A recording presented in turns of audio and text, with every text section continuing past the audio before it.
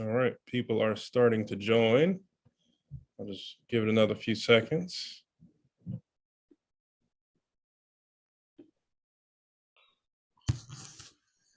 All right.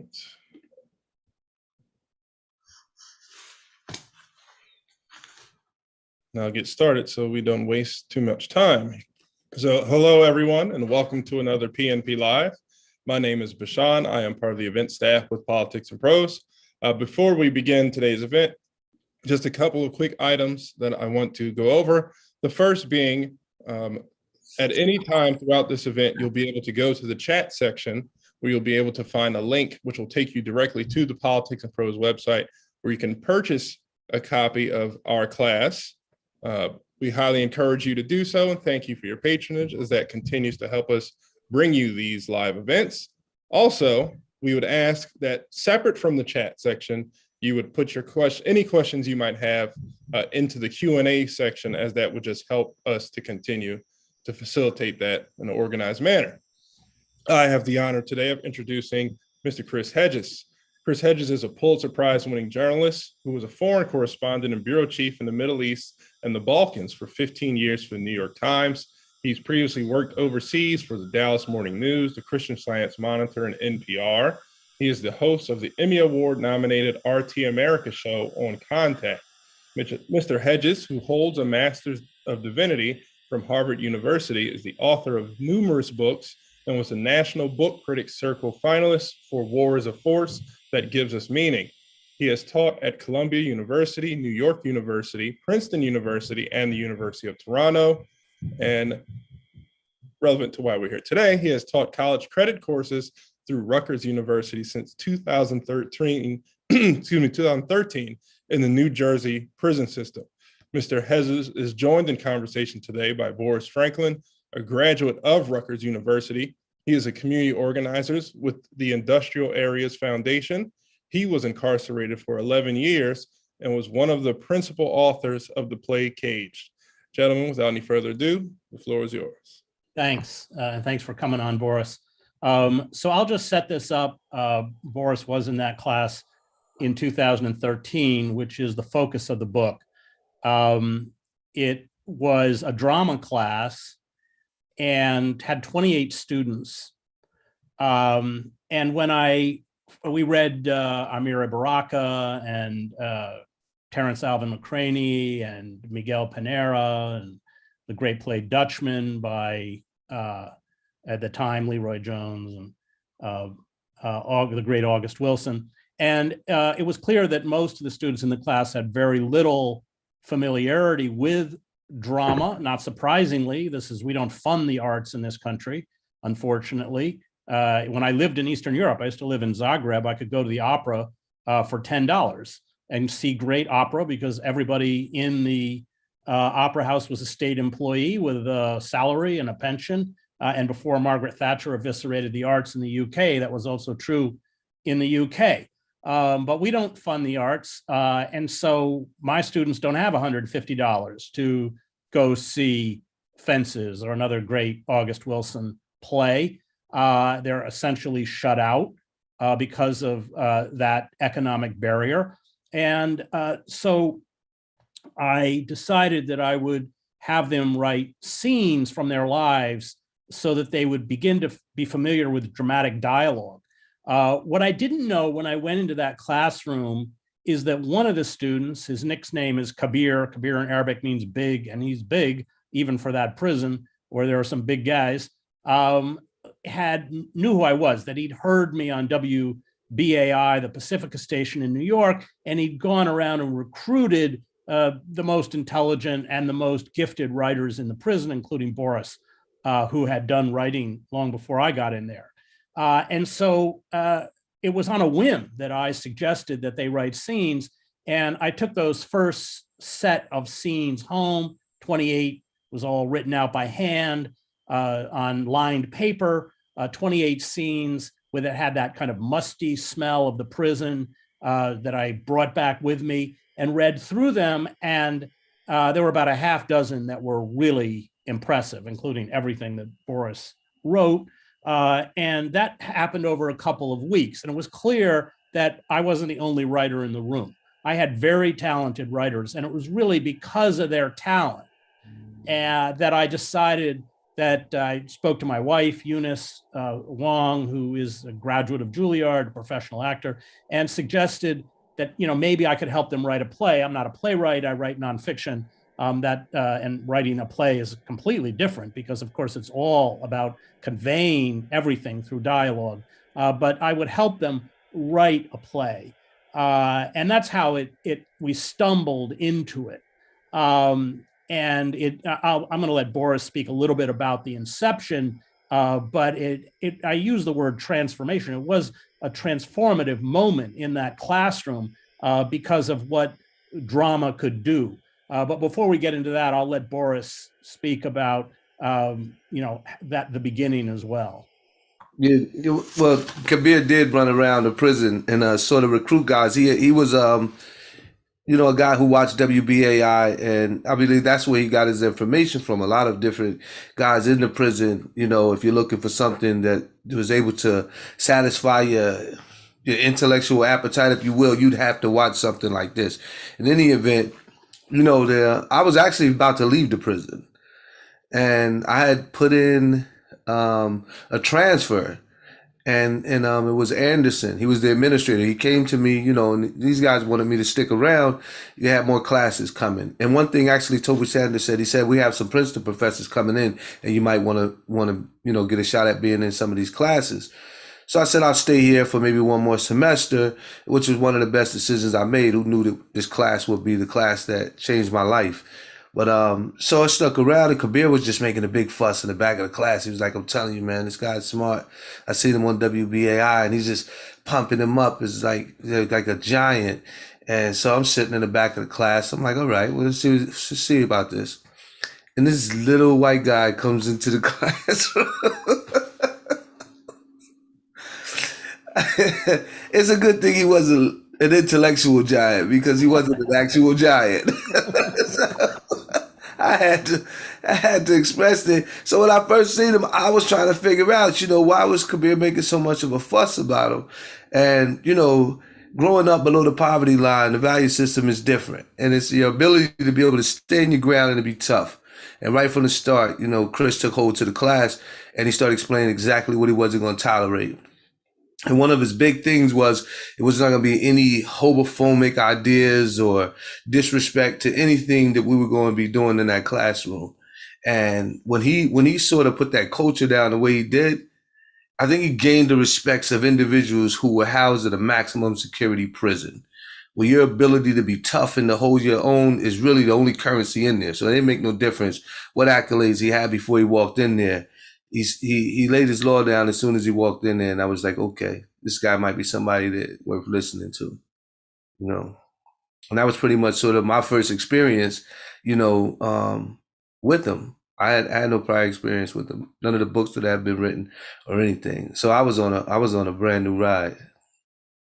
So we started writing these scenes, and eventually Boris and two other students, Lawrence Bell and Sincere, they were the strongest writers in the room, and they were the script doctors. Actually would send you guys, if we had an impasse, you guys would be ejected from the classroom and have to go down to the law library and fix it and bring it back. But what it did inadvertently was it gave an avenue for those students to write about experiences that they had undergone either outside or inside the prison that were quite traumatic and quite emotional. And that meant that they were sharing things about themselves that they hadn't shared with, and sometimes they'd been in there for decades, that nobody in the prison knew. Mm-hmm. And I'll let Boris talk a little bit about the culture, but in order to survive, if you show any vulnerability, grief, or any kind of weakness, it makes you prey in that environment. So you build a kind of, you have these emotional barriers that are a mechanism by which you can survive in that environment. But of course, those barriers are very self-destructive because you're also carrying all of this trauma. So very early in the class, we had I remember one of my students who I like very much, Timmy. We were talking about. I was trying to set up. So my job was to glue it all together. I was kind of the editor, and I would take scenes home and kind of sometimes meld them together, but then go back, and the final approval of everything was the class. Go back and go through it with the class. I was working on a book. I was now realized that this was a completely full-time job. I dropped the book. I didn't tell my publisher. I just stopped writing it. I added another class. You can add another class in the prison if students in the class need remedial help. And without asking permission, I signed the entire class up for remedial help. So we had another class. But I remember, I'll tell that story for Timmy, and then I'll let Boris talk about the culture and how this experience in the classroom really challenged that culture. We were trying to build a dialogue between the main character and the mother. So I said everybody should write something about a conversation with their mother or something they remember. And at the end of the class, Timmy said, well, what if we're a product of rape? And I said, well, Timmy, that's what you have to write. And so he turned in this incredibly moving and powerful dialogue from inside the county jail based on his own experience. He was in a car in Paterson, New Jersey with his half brother. The car was stopped and searched by the police. A weapon was found. It was his half brother's weapon. And if no one in the car would say that it was theirs, everybody would get a weapons charge. And so Timmy said, it's mine. And what he wrote was the conversation with his mother from the county jail, which is, it doesn't matter, Ma, I was never supposed to be here anyway. And you have the son you love. That's why he went to prison. And these were just emotional depth charges that began to implode the prison culture itself. It was quite a process. And again, I think it worked only because it wasn't premeditated. It was completely organic. I didn't know that it would go in this direction, but I'll let Boris address that, what the culture is like outside the door of that classroom and what it became in that classroom, which I finally, at the end, I spoke at the graduation. Was it 2018 you graduated, Boris? Was that right? Yeah. So I spoke, we had 27 formerly incarcerated students graduate from Rutgers. And I gave, those are always immensely emotional experiences. If you go to those things and don't cry, you have a heart of stone because of what these people had to overcome. Just be able to earn that degree, which they never thought they would get, their families never thought they would get. And I describe that classroom as, and I believe that that's the right word, as kind of sacred space. But I'll let Boris speak a little bit about that from his perspective.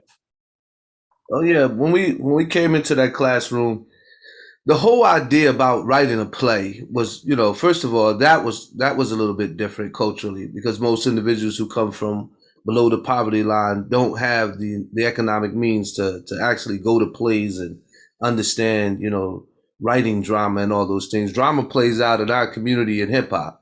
I mean, you could get a full story in a rap song, and that 5 minutes or so, an individual could wrap up a dramatic experience. But just to be in there and to bring down those walls where in a prison, relationships take on a whole new dynamic, as though there's certain boundaries you just can't cross. There's certain levels of intimacy you just can't go into. I can't tell you everything about myself and you wouldn't tell me everything about you because information is used, as a currency in there as well. And then it's an all male prison. So passion is out. So relationships are very, very different. You can't really have a full, whole, consummate relationship because of all these different boundaries. And by asking people to be so personal and talk about their personal lives, we were crossing one of those boundaries. So already we were into a different space. And the only way we could step into that space was just to actually have some trust. And, it's still amazing to me, Chris, how you earned the trust of all those individuals in that class in that short period amount of time before the play actually started. Then I want to start writing some deep and intimate things and not just share them with you, but I want to share them with the other 27 people in this class. and assumed that what we were going to say in the class was going to stay in the class. Nobody had any guarantees, but at this point, we were trusting the process that this was going to be a good thing. Writing this play would be a good thing for us therapeutically, or whatever intellectual journey we were prepared to go on. We totally bought into you as a leader who said, okay, guys, I'm going to take this here sort of drama writing experience and take you somewhere different, right? We didn't know that you were taking us deeper inside of ourselves. That was a journey that most people were not ready to make. The journey deep into yourselves to unlock that much pain and to be trapped when you unlock it, right? So I'm going to release the pain while I'm in bondage. Like, what do I do with it? Where do I go? This place, we don't have the infrastructure for this sort of therapy. But then we said, okay, we're gonna trust you and we're gonna rock with you, wherever you want to go with this. And by being able to cross those boundaries, that classroom was counterculture to the prison. It was a completely different space. When you walked into that class, you just went into a space where the chains just came off, the doors became unlocked, and we were men on a journey deep inside, into ourselves and doing something that was just different. And you know what I mean? And I think everybody grew from that experience. I don't believe there's one person who signed on for that journey that didn't grow in some capacity. Yeah, so that was very different. When we walked into that class, we knew we were in a different space. It built very strong emotional bonds. I've taught many classes in the prison, but the bonds that we developed in that classroom from that experience, as Boris will tell you, they're still as strong today as they were then. And now, thank God, more and more of my students are getting out. Boris was my first student out, and which was very fortuitous because he was my strongest writer. And when we began the play, there was a kind of hesitancy on the part of the class. I remember asking how many people wanted parts. So we would write the number of parts for the number of people who wanted to act in the play. And there were 7 people who wanted parts, but within a few weeks, all 28 students wanted parts. And so we had this unwieldy script with 28 different parts so that everyone had a voice. And I remember from the class that because we were also reading plays, so we had to discuss Joe Turner Come and Gone or Short Eyes or these great plays as well, but people would be disappointed if they couldn't read what they had written that week. And it was very moving because they would always come up to the front of the class to read it, and there was complete silence. I mean, incredible respect for what it was that student was about to express. And then, if you remember, Boris, everyone would applaud when they finished, which I always found very touching. Yeah. We were applauding the actual fact that individuals were making that leap into developing and being able to express some of that pain. And I just want to say, I remember when you first came in, you had some scenes that had been written in a jail that some people had wrote to you, and I remember reading them. And you remember the first thing I said to you was that they wrote this for you. Right. They didn't write it; they wrote it for you. And I think one of the early scenes that I had written, because we were expressing the way that, if I were around a group of Black people talking, we would be speaking differently, the cadence, and it would be a much more freer experience. And the first time I read the scene that I had written, one of the scenes that got picked, it was about white people having dirty sneakers, and you brought a room full of white people to watch me read it. But it was an honest moment and an honest intellectual exchange of cultures and how we perceive each other. The more we talk about the book, the more, or the class, the more I see, how revolutionary and countercultural some of the stuff that you were having the courage to do, right? And not really having a model to say, okay, this is going to work out and this is going to be a good thing. It was just like, I'm going to do something honest and something honest is going to come at it. But we had no idea of knowing that it would be something that explosive. But, again, to be able to stand up there and to say those scenes and to act out your own emotions or whatever, And sometimes when you acting these scenes out, you have to go to the space where that scene was created. And most artists know that good art costs. It has to cost you something, right? When I write a scene that's really deep, I almost have to have nobody around because it might bring me to tears if I'm right, because I have to get into that emotional space of the character that I'm writing for, if I'm drawing from memory or something. But that's where the applaud come from. Individuals were willing to pay the price, would go into that space and pay that price to bring out something very, very personal. So whether or not we thought it was a good scene stylistically or anything, we were applauding individuals. It's like, just ability to stand there and have that much courage and to be vulnerable in a predatory environment. The other thing the class did, and Boris was kind of at the forefront of this, is that you had some people in the class that weren't writing honestly out of their own experience. They were writing for Hollywood, or they were writing for TV. They were writing for that fictional narrative of what it's like to be a gangster. And I remember in a later class, I had been teaching in Trenton, and someone had written, the Trenton is the Supermax prison, and somebody had written a scene about their life when they were drinking Cristal champagne and all this stuff. And they were robbing, because if you sell drugs, there's a whole subset of people who all they do is prey on drug dealers, because drug dealers have drugs and they have money.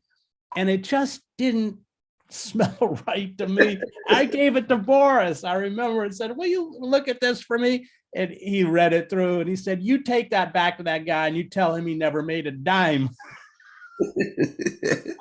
I went back to Trenton. I said, I gave it to my friend Boris. He says you never made a dime. He looks, he goes, yeah, that's right. So what was amazing about that experience was that there was a reality check in the room. Any time anyone, and it only happened at the beginning with a few people, when they tried to write for that fictional mass media narrative, or they tried to write for me, it just got obliterated in the classroom. Yeah. And I think we can highlight two things about that. First is where that comes from, and two, individuals who were able to write their experiences, painful as it was. And the first thing I would say, when some of those realities in that prison were harsh and individuals could not necessarily handle them, right? You have the reality that you just were poor, you were thrown away, discarded, maybe lived on the streets, and before you know it, you were thrown in jail and given a number, and they're telling you that you're going to be here for the next 20, 30 years of life, right?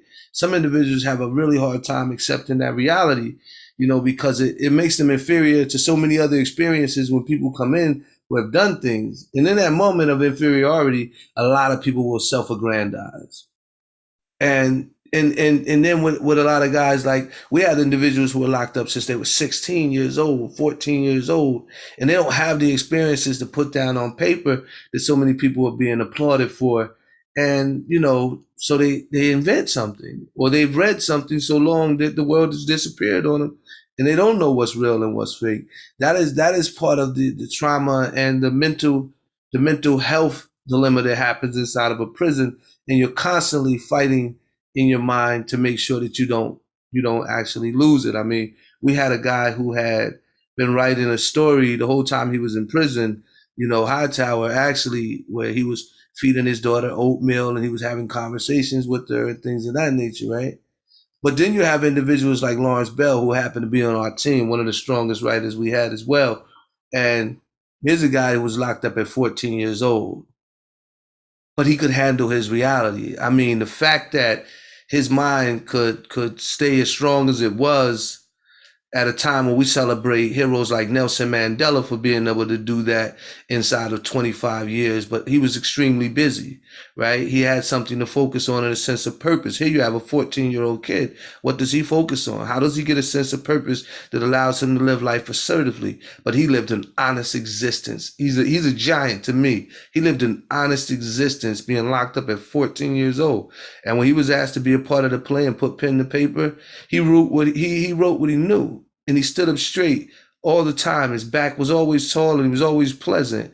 A kid who had been dragged into prison at 14 years old. And, the fact that that class connected not only him and the rest of us, but him with Chris, who had resources that could possibly help him. He had never even screamed out for help. It was just, he just was a stand-up guy and a real decent human being despite that. So these are the things that were coming out and becoming evident in the class, and which you could talk a little bit about how Jarrell, thought about the players, talking about spaces of radical love. But this guy right here, Lawrence Bell, we'd be remiss not to mention him.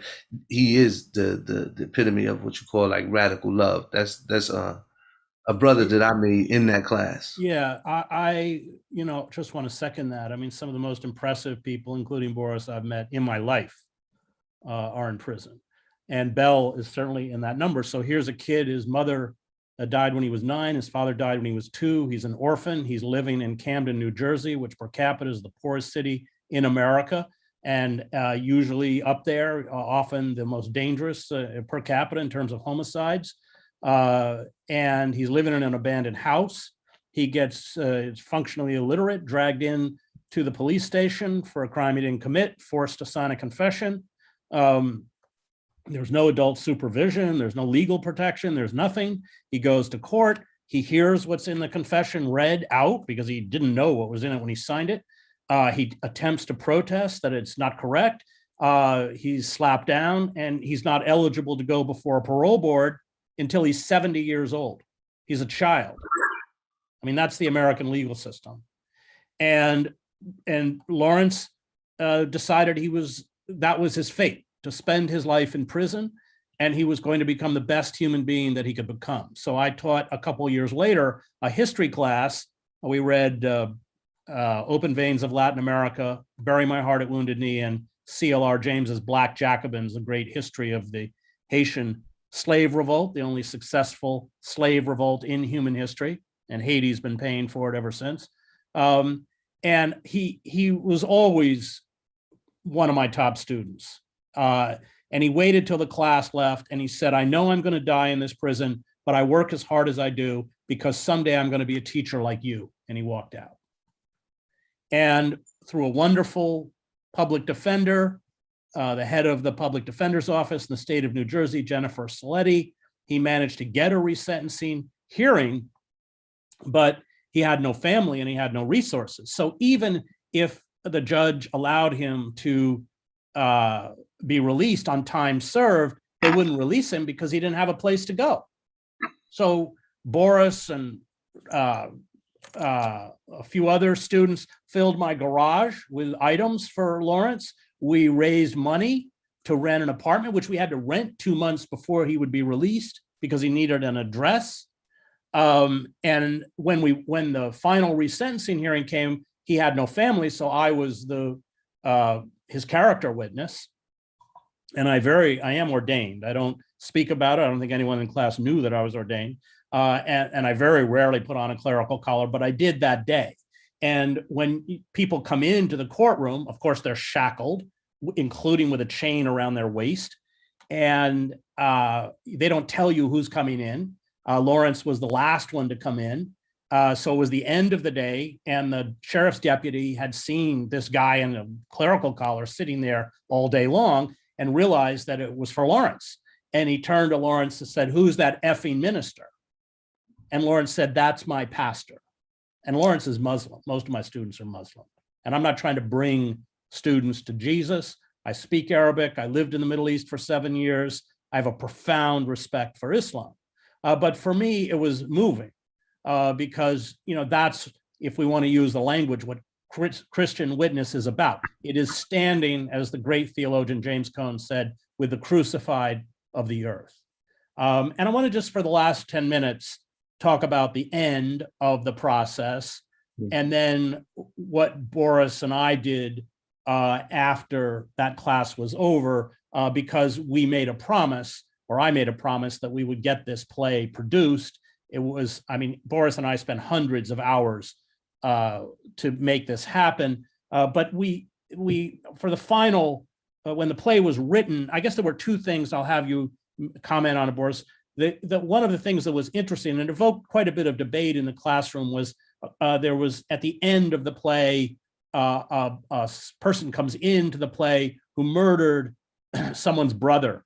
And the prison code says that you have to shank him, you have to take him out. But in fact, as Boris pointed out, that code is honored more in the breach than in the observance. And Boris wrote that last scene.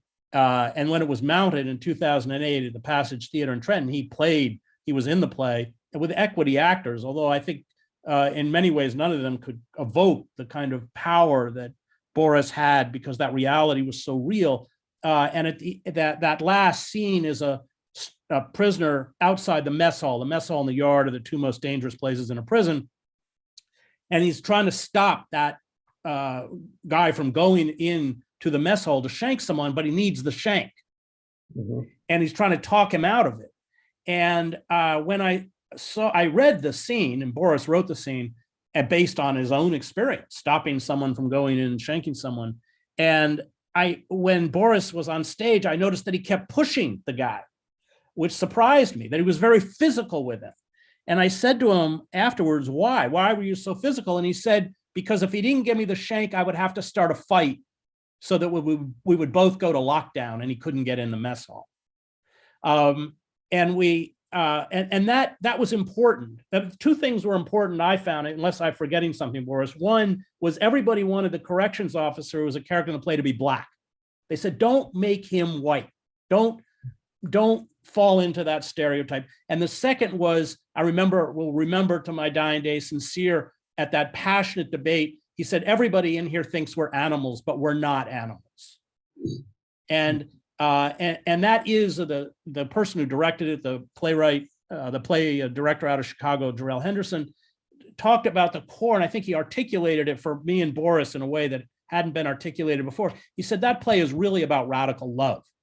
The love, even though the family is disintegrating, even though you know that so much is hopeless, you stand by them. The radical love of the old prisoners who watch out for the younger prisoners. And I think that's right.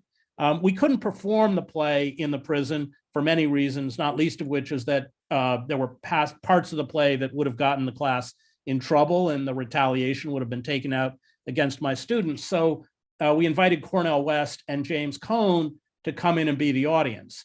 And I'll let Boris speak about that night and that moment when they came in. Oh yeah, that was a big deal to have them there to witness, that what Jarrell called radical love. And first I'll speak to that because radical love is something that returns a humanity to an individual under unhumane circumstances. That's what makes it so radical. That under these conditions, someone was sacrificed when they have nothing to gain. They have nothing to gain except the satisfaction of knowing that someone else will not suffer the same level of persecution that they have suffered. And that is a very, very human thing to do. And I'll speak a little bit to the fact that they wanted the officer to be Black to show that this is when you call sort of institutional racism or these structures. It doesn't matter who occupies the role. That is the role, right? The policies or the way that the individual is trained to do their job will create some sort of, disadvantage for the inmate. Doesn't matter who's in that role, but also the inmate has a role. And that's where you see old head talking to, Omar outside of the mess hall, whereas though he don't want him to buy into it. Because if you buy into the role, then your decisions are pretty much fixed. If I'm an inmate, or I'm a convict or whatever, then there's already a list of behaviors that I'm committed to. But and he knew that this kid was buying into that role, which means that he would have to stab him. Based on that prison code, if someone done something to your family, then you have to retaliate, right? That's what an inmate would do. That's what a hardened criminal would do. So if you believe you're that, then, then that's what you should do. But what's happening outside that mess hall is he's letting them know that you have a free choice. You don't have to be a criminal. You don't have to be defined by what somebody tried to define you as. And he does this in a very violent way because he knows that this is a language he understands, but he's talking to him on a different frequency almost. I'm going to create a situation that will allow you to back out of this and you'll still be okay. Your social status will not be damaged in this prison, right? And I've said on other occasions to Chris is that, I was in prison with a guy who was sure that I had something to do with, the murder of his brother. And if he had let that be known, then the prison would have demanded he do something about that. So we sort of just, quietly agreed that we wouldn't acknowledge each other, but we were aware of each other. He knew who I was and I knew exactly who he was, but he didn't raise the issue and I didn't raise the issue. We both were aware. And in this way, we weren't under any social pressure to have to do anything to each other, and I think he had, from a different perspective, if not having to be the thing that someone calls you, but just to be a human being, he understands that, these things did not happen the way in which, individuals had described to him. And he did something very human. He simply just went the other way and acknowledged that this guy didn't have anything to do with it in that respect. At least that's how it plays out in my head. But understanding those roles and being able to be human in those spaces, more often than not, what people don't understand is in prison, they choose humanity. No matter how individuals are cast as a social group. And that thing that you wrote was brilliant from Michelle Alexander books, where it says criminals, it turns out, are the one social group in America we have permission to hate, right? But to have a choice in defining yourself and saying, I'm not a criminal, I'm a human being, and then do something uniquely human, right? I think that was playing out, in the play because it plays out in the prison. But individuals don't want to say that because there is some prestige in being recognized, even if it's for something negative, right? Because it's still positive regards. And when you come from a social caste that has been discarded, discounted, and just thrown away, sometimes people will take that. They'll say, okay, then it's a badge of, it doesn't make sense logically, but psychologically it makes perfect sense because at least I have something that I can be proud of, right? I want to, just before we talk about the last night, I'll let you talk about that, Boris. But, violence, and Boris can speak about this, but the violence that takes place in a prison is incredibly traumatic, not just between the two people who are engaged in that act of violence, but for the entire population. And Boris can explain that better than I can. Oh, yeah, because the whole time you're in a prison, you're having the war is going on inside of you. You're trying to hold back emotions that are not socially acceptable in a prison, and you're fighting in your head to find out, was I actually cared about in the world? Because there's so much, human traffic to the point that people are coming and going in your lives and in the prison. So forming bonds, guys say they're going to get out, they're going to reach back, they're going to, send you something, or your family says, don't worry, I got you, I'll call. One day you send out a letter and nothing comes back. There's no goodbye, I'm leaving. You just have to figure it out after months and months of no contact. But so you don't really know what a guy is dealing with, what's pent up in there. I mean, I was in a cell with a guy who was mad at the guy he killed. It was like, he felt that because of the things that happened, they had ruined their lives. So there's so much pent up emotion and so much, the thoughts are going crazy. So when someone commits an act of violence and the fight or flight is activated, all these other cocktail of emotions just happen to go off, and individuals or the anxiety level just gets really high. And then not to mention there are guys in that prison who know that, this might be a perfect opportunity for someone who wants to do something to me to do it, because of this sort of a diversion or something like that, right? So everybody's extremely polite. If you bump into someone in the prison, that's the one thing that surprised me the most. I had never heard so many excuse you, excuse me, pardon me. And you notice, like, for guys who come home, the first thing they sort of comment on is how rude this world is. Yeah. Because in the prison, everybody's polite. Like, when guys out here bump into you and don't say nothing for over a decade, I've been used to a person, if they bump into you, they say, excuse me. And if they don't, it's because they want a fight. They want a problem, right? Before you speak just about the last class, I mean, you were in the mess hall when there was a very brutal murder carried out in front of everyone in the mess hall. Yeah. Well, this is the murder that happened before I was there. I was friends to the guy who committed the murder, but I've been in the mess hall when these sort of things, when a guy's been stabbed and when a guy's choking a guy. And in fact, I seen a guy choking a guy almost to death, and he couldn't let him go. He just could not let the guy go. It was someone who had the courage to break it up. Now, what I'm saying is he never really broke it up. He just put his hands on him and he released his grip. And he made it look like the guy had broken it up. But he had got himself into this sort of a scene and couldn't get out of it, right? So he was just choking the guy, and he's looking around. I could see the fear on his face, the guy doing the choking, because he knew that he was locked into it, and then the room turned into a riot, like almost. So it's like he's in a Roman cathedral and people are yelling. His eyes are shot out, but it's not shot out with the fact he's having some sort of neurotic experience. He's afraid, because he don't know how to get out of it. He's gotten himself this far into it that he doesn't know how to get out of it. But again, there was another homicide that was, and this possibly the guy who stopped it is because he was in there when the guy got murdered.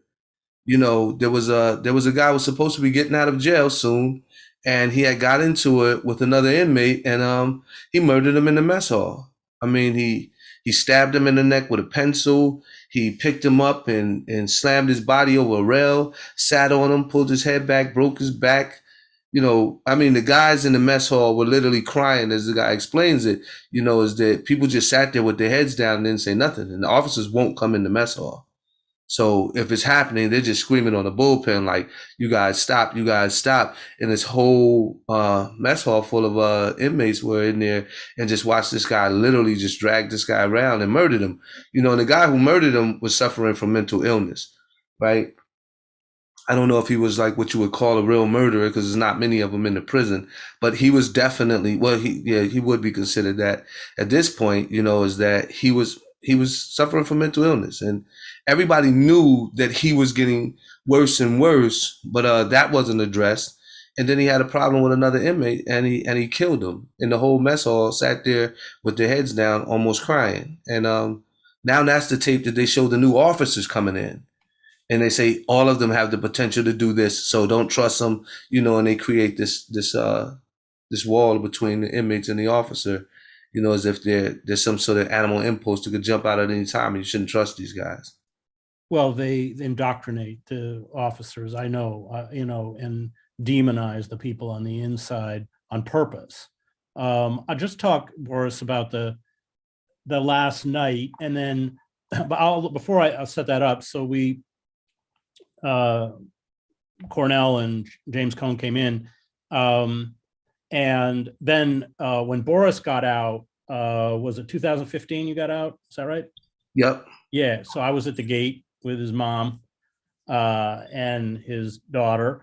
And then we had to make the play work on stage in order to get it mounted. So we probably spent hundreds of hours rewriting it. My wife helped, Eunice, of course, a wonderful theater director in New York, Jeffrey Wise, workshopped it. Boris and I, we could hardly ever cut a line because we always heard the voice of whoever it was who wrote it, but eventually it was performed at the Passage Theater. As I said, Boris was in the play, and then it was published by Haymarket. But before we go to the Q&A, maybe you can just talk about the end of the class, and especially with Cornell and James. Oh yeah, that was a big deal. It was really a treat to have those two, come into our classroom and to get so personal with us. And we all were able to have a meal. If you remember, it was sort of catered, right? And it wasn't Russ organized it. Didn't Russ organize it? I believe somebody that worked in that kitchen made sure we got catered, so we were able to have a normal experience. We were just having lunch, right? But I remember that because I don't know if we had a class after that, but one thing we had the class next night was the next class. That's when Hightower got up and he said, because because he'd been on death row. He said, I've been in this system since 1984. And you may have seen that I was crying last night, although he wasn't the only one crying when Cornell and James spoke. And he said, I've been in the system since 1984, and the night that Dr. West and Dr. Cohn came to speak to us was the only happy night I've ever spent in prison. Yeah. It was a surreal experience that we knew it was coming to an end. And we didn't know if we were losing a family again or a family member again. So there was a quiet,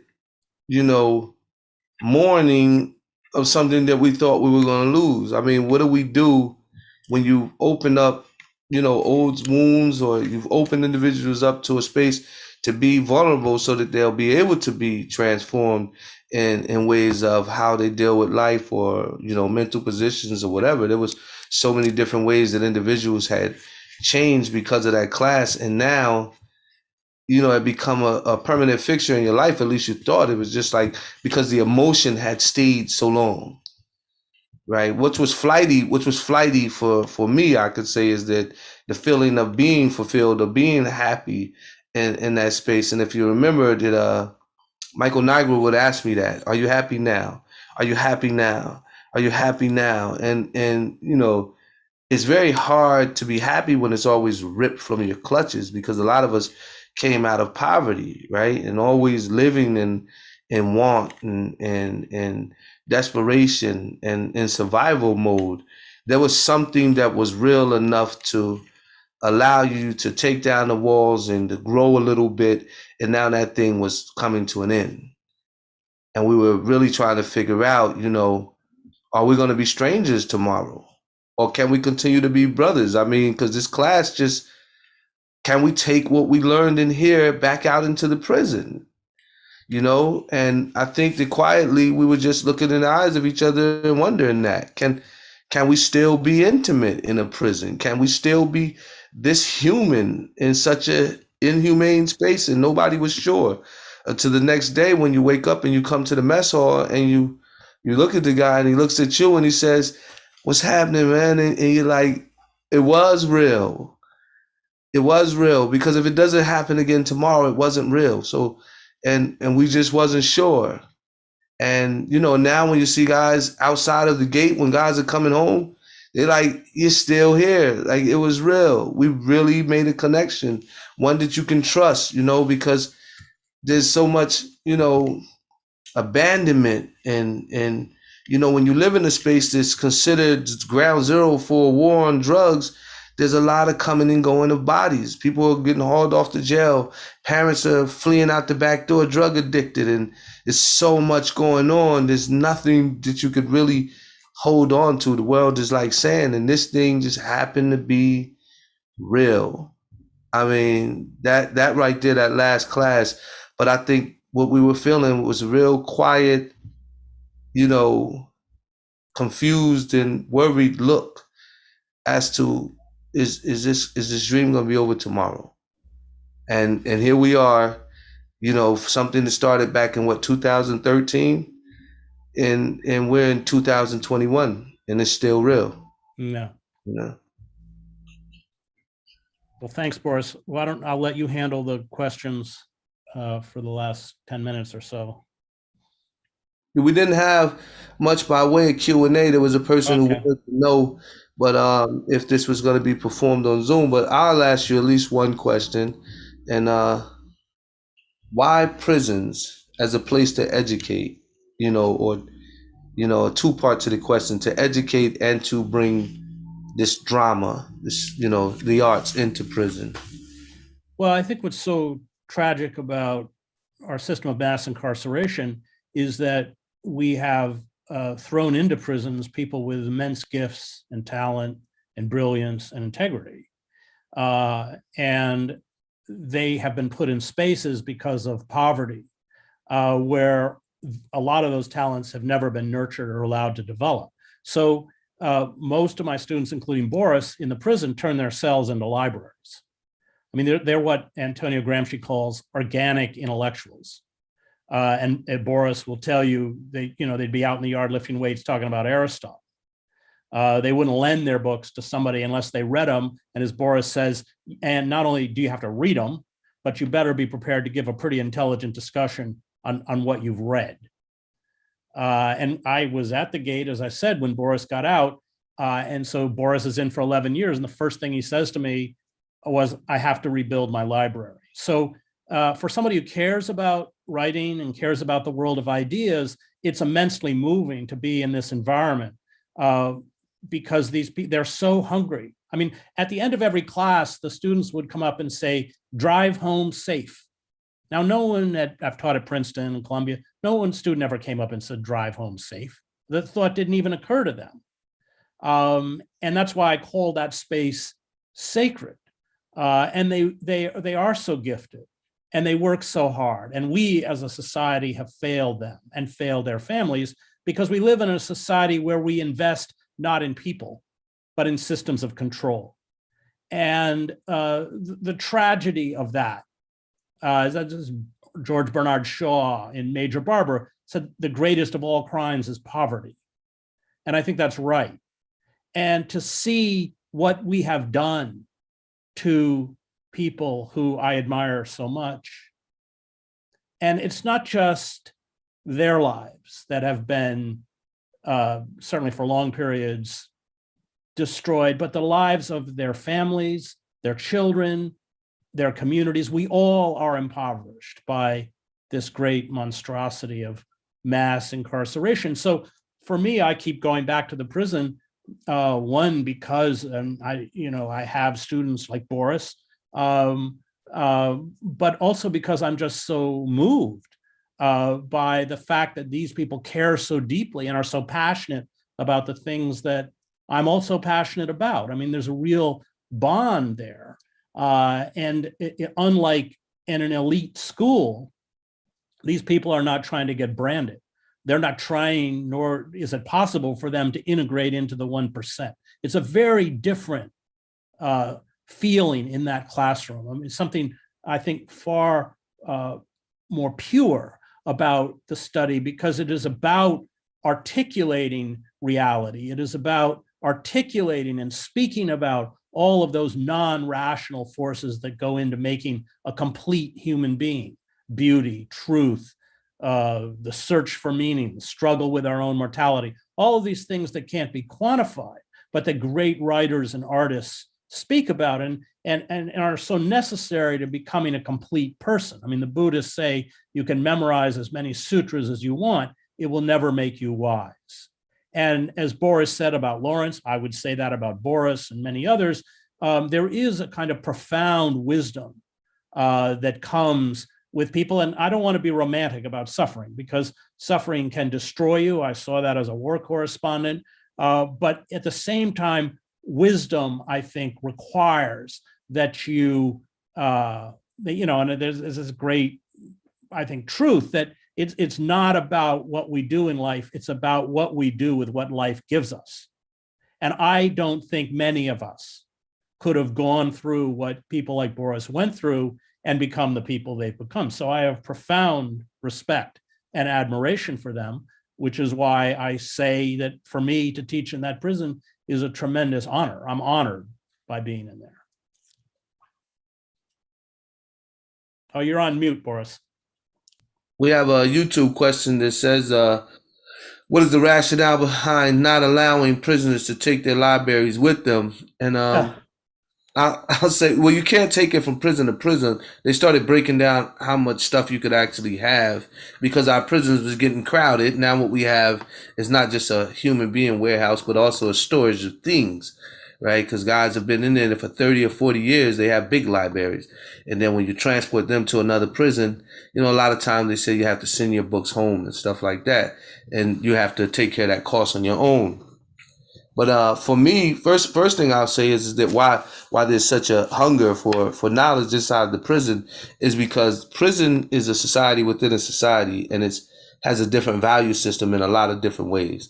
There's a value system that's sort of punitive, and throughout the you'll find different value system. But one thing, this currency in there is knowledge. How much you know. This is why when you see Rikers Island, the debate between Harvard and Rikers Island, and they got to run it was Bard, the Bard College. the Bard program. College. It wasn't Rikers. It was a New York prison. That's right. Okay. Yeah, and see what it is that prisoners, by structuring time, we debate because we have 24 hours every day to fill up, maybe for the next 20 or 30 years. And you're really in the prison when you're not doing anything.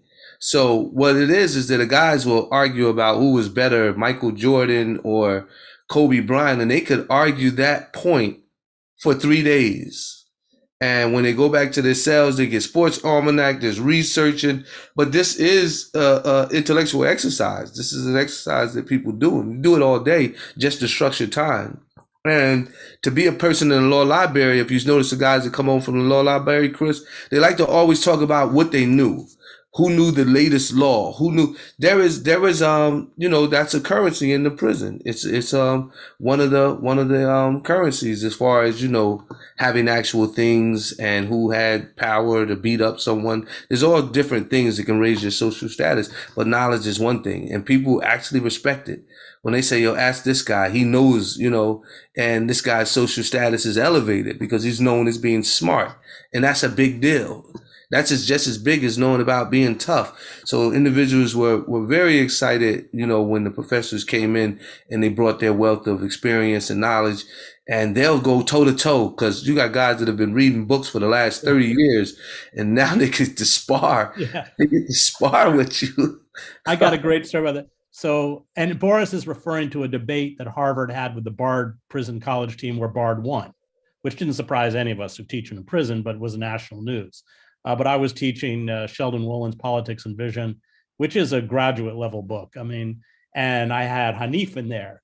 And Hanif, he's one of these people who he loves philosophy. He said, I want to get out of prison and be a philosopher. And I was teaching Augustine because Wolin uses these great figures as a lens to kind of look at Western culture. And he wanted to know something about what Thomas Aquinas would have said to, well, I'll be honest. I mean, I had to bullshit him and think of something about why I deal with it next week because I had to go home and reread Thomas Aquinas. Wasn't about to let Hanif know. Didn't remember. He's the one I did the 2-hour lecture on Marx. And at the end of the class, I hear Hanif go, oh, we waited all semester for Marx and it's over. Hanif is out of control. He's an organizer with us now as well. Yeah. And I think we have one more something in the Q&A. Anonymous said that they were in all description that criminals are the only group we are allowed to hate. That was Michelle Alexander who actually wrote that. And how can all of us turn this around? Sharing the play as a start, enabling us to hear the truths. I can say yes. And I mean, very quickly to share your truths. I mean, to not be led by stereotypes, but to have an honest opinion about something, to be, to have that sort of intellectual freedom or any type of freedom is, in my opinion, how do we turn it around? And the thing is that it's not a thing that comes with an okay checklist. We're done with that. I think that is the thing that burns a lot of people out. You just decide what you want to lend your life to in your lifetime, and what are you committed to, changing and making better for a world that you may not inhabit. You just have to, make a decision, where Dr. King said, he understood that he wouldn't get to this space with us. But what space are we willing to commit our life to say, I won't get there with you, but I'm confident because of my efforts and individuals like me that we will get to a place of not being able to stereotype criminals or any other, made up group that people say it's okay to hate. But Chris, you wanted to say something to that? Yeah, I would just close. I think that's right. And of course, you have mass culture demonizing these figures, and Hollywood and television is very, my students hate these shows. I mean, my experience in prison is 2 hours talking about James Baldwin. But that's not good TV. So yeah, Boris is very right about that. But fundamentally, as we, courtesy of neoliberalism and austerity and deindustrialization, we have left these wastelands in these old industrial centers in American cities, and the social bonds that Emil Durkheim talks about that knit a population to a society have been broken. And so they have been replaced because social bonds, a place within a society, a sustainable income, a certain recognition of your talents, put you into the fabric of that society. So they've been ruptured and they've been replaced in terms of social control with militarized police who use indiscriminate lethal force, often against people who are unarmed, and mass incarceration, which is why we have the largest prison population in the world, 25% of the world's prison population, although we're less than 5% of the world's population. And if we're going to fundamentally address this issue, we have to reorient our priorities towards people instead of towards systems of repression. And that really is the issue. And unfortunately, we're sitting here watching this bill be whittled away, and it was never adequate, even in its original configuration, by lobbyists who, let's not forget that the prison system is a multi-billion-dollar-a-year industry.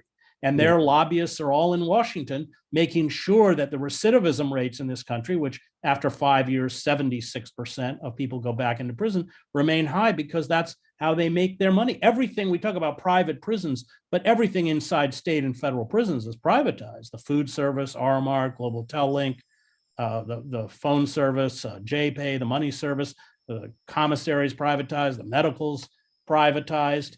And in that sense, it really is a form of neo-slavery. I think, the prisons in essence function as plantations because prisons wouldn't exist without the prison labor. And 1 million prisoners work for for-profit corporations. McDonald's makes their uniforms in prison, but they're sweatshops because they're paid like 22 cents an hour. So we have to really go after the superstructure of neoliberalism and corporate capitalism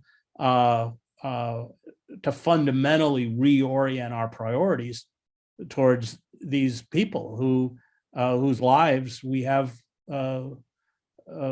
squandered, and I think that is the real criminal act within America.